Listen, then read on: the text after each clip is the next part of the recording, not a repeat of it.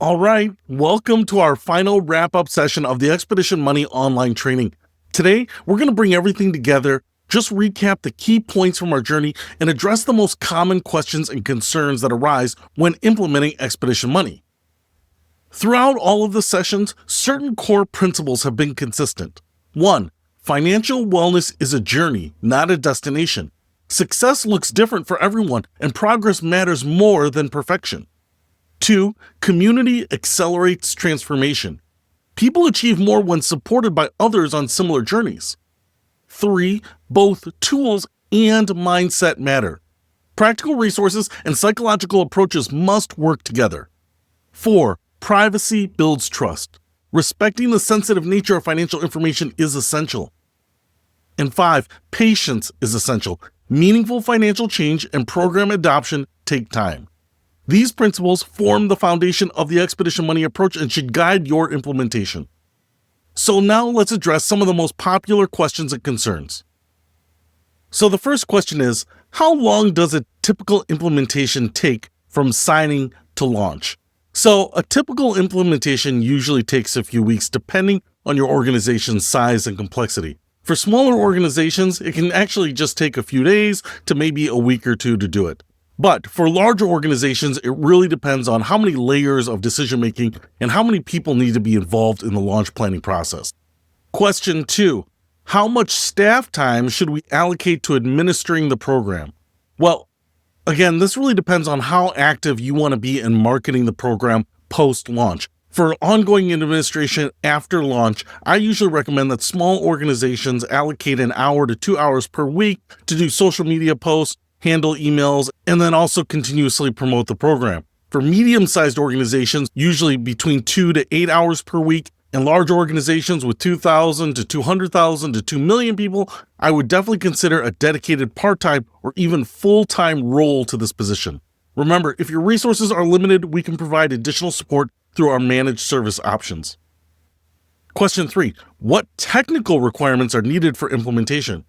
So, Expedition Money is a cloud-based online platform requiring minimal technical setup. There's no software installation needed. It works on any modern web browser, including mobile phones, smartphones, and tablets. The website uses all the latest security and encryption, but we also don't capture and store financial information like a bank or a financial services organization.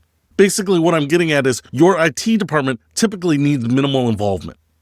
Question 4. How much can we customize the platform for our organization?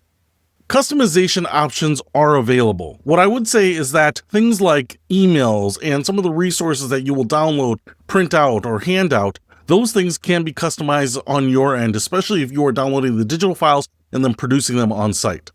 We can co-brand in the website itself. However, that significantly increases the cost. If money's no object, we can create your own Expedition Money website and completely co-brand it with your organization. However, that option is expensive. The other thing I want to mention here is that I have specifically chosen the branding and the colors and the pictures and imagery for Expedition Money for a reason. There's consistency throughout the company's visuals all the way to the resources that we make. And so to keep some of those tie-ins together and obvious, even some of the ones that are more subtle, I usually recommend avoiding co-branding unless it's absolutely necessary. Question number 5, how often is new content added to the platform? Well, new content is added to the platform every day. In fact, the most common thing that drives that is just new financial news, whether it's changes to student loan repayment plans, new legislation, or new tax laws, or new strategies for college financial aid, or new government programs. Those things we try to report on immediately and put those into the system real time. The other thing is we have a huge backlog of information and educational materials that we are producing. And when those are ready to be launched, we put them in the website right away. So every day there is new content, which also creates a compelling reason for people to come back and check it out. In addition to that, we have regular content like webinars, podcast episodes, and newsletters, which also will have new content, but usually on a monthly or quarterly basis. This continuous refresh helps maintain that engagement and keeps content current with financial trends. The next question, how will we know if the program is successful? What metrics should we track? As I discussed, meaningful success metrics include the program availability and awareness, usage during critical financial moments, return rates after first engagement, qualitative feedback and success stories, and long-term retention and periodic engagement. Keeping in mind that patience is key, one of the things that we want to see is if you're getting good feedback. If people are saying that the program is helpful, maybe you'll see people become more financially stable and their stress levels come down. You might see people arriving on time more often. You might see less turnover in jobs, less absenteeism. So hopefully you'll see improvements to your bottom line over time, even if you are ignoring the metrics within the financial wellness program. How can we secure and maintain leadership support? Well, strategies for leadership engagement include connect the program goals to organizational priorities and values, provide regular but concise updates on the program adoption, share the success stories and testimonials with permission to your leadership, and invite your leaders to experience the platform firsthand. I would also suggest offering specific talking points for leaders to use with their teams, and then celebrate the milestones and achievements as you reach them. Leadership support significantly impacts program success, so ongoing engagement is important. How often should we communicate about the program? Well, for balanced communication in the launch phase, I usually suggest having a message go out within the first 30 days and again at the 30 and 60-day mark. Usually there's more of a flurry of communications going out when the program is just launching. When you reach the stabilization phase, which is usually between the 2nd and the 6th month of the program, I might recommend bi-weekly or monthly communications. And then when you get to the sustained phase, the ongoing phase after 6 months, I would strongly suggest having some sort of monthly or bi-monthly communication go out, or more frequent communications going out by social media. The key is consistent presence without overwhelming people. Quality and relevance matter more than frequency. So how does Expedition Money integrate with our other benefits and wellness programs? I think Expedition Money is a fantastic partner and a great complement to all of the other benefits and programs that you offer. Typically, you're offering those so that people can get healthier, happier, be better employees, stay longer, help the company, be grateful to the company, and be more loyal. So what I would recommend here is cross-promoting this in your benefits communication. You could have themed campaigns that connect financial wellness to the other benefits. You would coordinate the messaging around the enrollment periods. I would also suggest providing links to Expedition Money in the relevant areas within your intranet or employee portal. Remember, this is part of a holistic wellness approach, connecting financial, physical, and mental well-being. So feel free to share it wherever you think it's appropriate. What if I see low initial engagement? Should I be concerned? Well, as I emphasized in the training, initial low engagement is absolutely normal and expected. Financial wellness programs typically start slowly. Users often ignore it until they are facing specific financial needs. So don't be surprised if people are aware of it, but you don't even see people logging in for months. Focus on the awareness and the availability rather than the usage. Ensure communications highlight the range of available resources. Maintain patience and consistency in your approach. And one of the tips that I might share is that if you have someone on site that's a trusted person on your team, maybe a part of your leadership team or part of the HR team, that is specifically spearheading this, associating a name of a specific person to the program sometimes opens the door for employees and people in the organization to approach that person and ask them, does the program do this? I have this particular financial need. Can it help me with that? And usually that referral will drive people into the program. Remember that the value comes from having the resource available when it's needed, even if the usage appears sporadic. What ongoing support does Expedition Money provide after implementation? Well, the simple answer is that we are here to support you during the launch and after the launch. We want to make it as simple and as easy for you and your people to engage with the program so that they can get connected to financial wellness. So whether it is administrator questions or review questions or strategy planning, or even custom requests like a customized webinar or an on-site event or a custom piece of educational material, these things can be done at an additional cost, but we want to really help you and your organization. And sometimes that means we need to be very specific for your needs. So the answer is we're committed to your long-term success beyond the initial implementation. So if you have specific needs, just reach out to us. What are the most common questions from users and how should we answer them? So top user questions include, is my financial information private? Yes, completely. You will have the ability to see some information like what courses they're enrolled in and which courses did they finish. But we don't capture their financial information like account balances or account numbers or insurance policies or anything like that. So we don't have access to that and neither will you. Another question is how much time will this take? Well, the reality is this is as little or as much as they choose. This is a buffet of information. There are a number of sections where they can go and get supercharged with some information that can get them going, or they can dive as deep into topics as they want. Another question is there a cost to me? No, the program itself and the digital tools are provided as an employee benefit to your people. However, the only thing that could be a cost is if they engage with a live financial coach. Those prices are listed when they sign up, and they need to pay for that coaching before the session happens.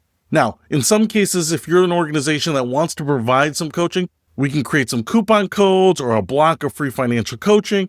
But in general, we have reduced the cost of the financial coaching to a very affordable price. And so right now it's up to the participants to pay for that if they want to engage with a live financial coach. However, in some organizations, what we do is we email them the receipt, they provide that back to the employer showing that they paid for it, and the employer is reimbursing the employees for the financial coaching.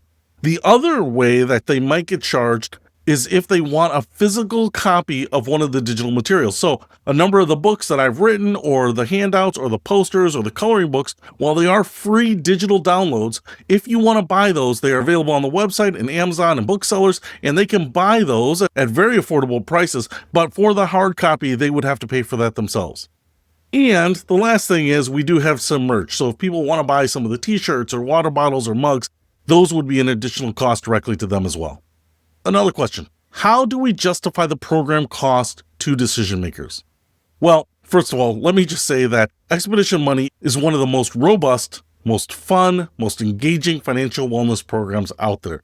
And it is also one of the cheapest. So in terms of absolute value, I can't think of another program that even comes close. However, value justification approaches include connecting it to existing organizational priorities like your retention, productivity, or well-being objectives, comparison cost to financial stress, what kind of absenteeism, presenteeism, and turnover are you dealing with, benchmarking it against the industry standards for benefits. Many companies offer some sort of financial wellness benefits, and it is the most considered new benefit to add for most companies. It also depends on how long-term of a view you are taking in your people. And you can check out testimonials from people who are using financial wellness programs from peer organizations and other competitors.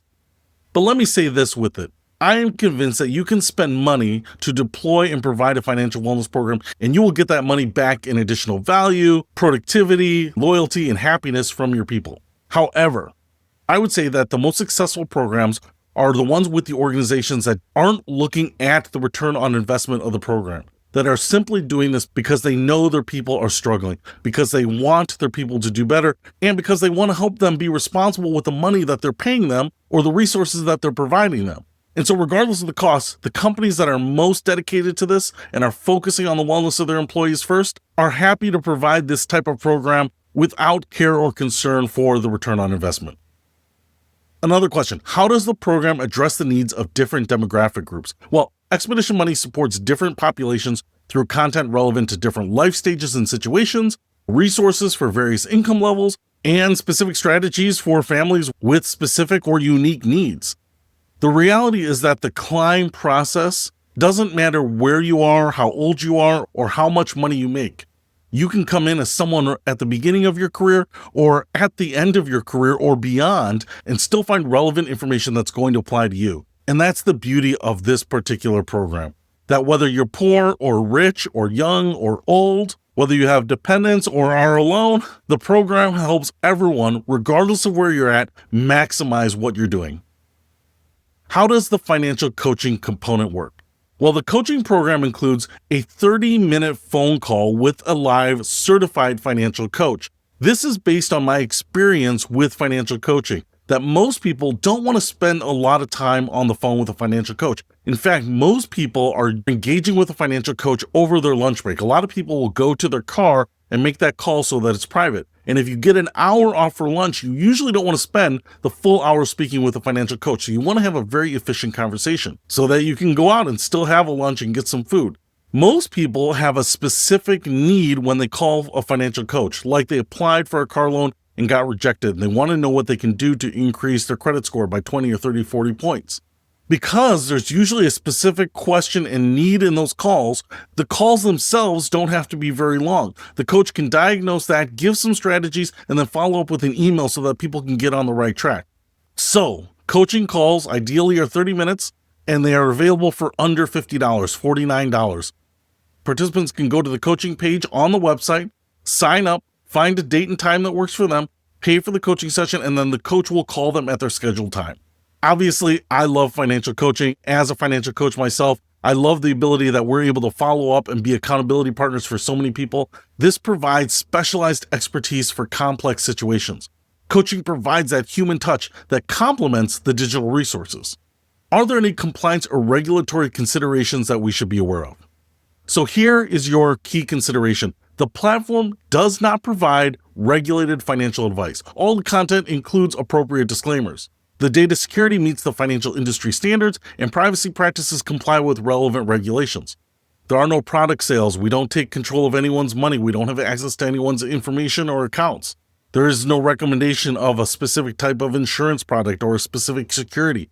And while we do provide education about all of these, the information is general enough that it cannot be construed as a specific security being evaluated and deemed suitable for a particular person. And as you might expect, we try to stay current with the regulatory changes affecting financial wellness programs.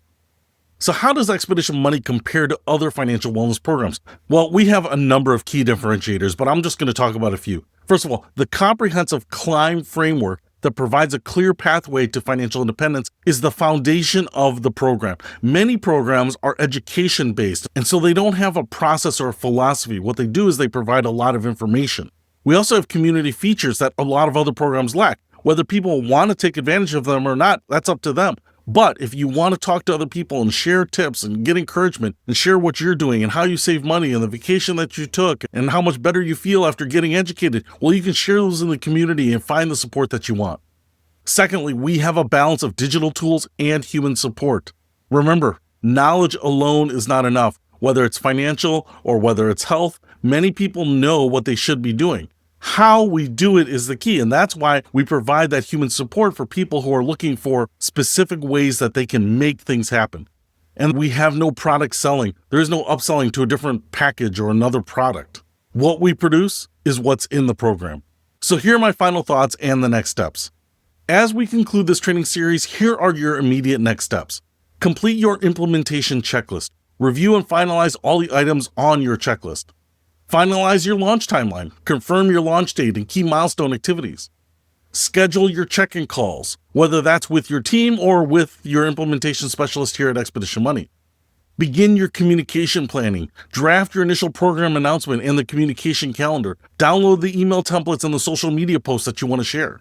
Next, identify your champions. Select and brief the program champions who are going to go out there and talk about it.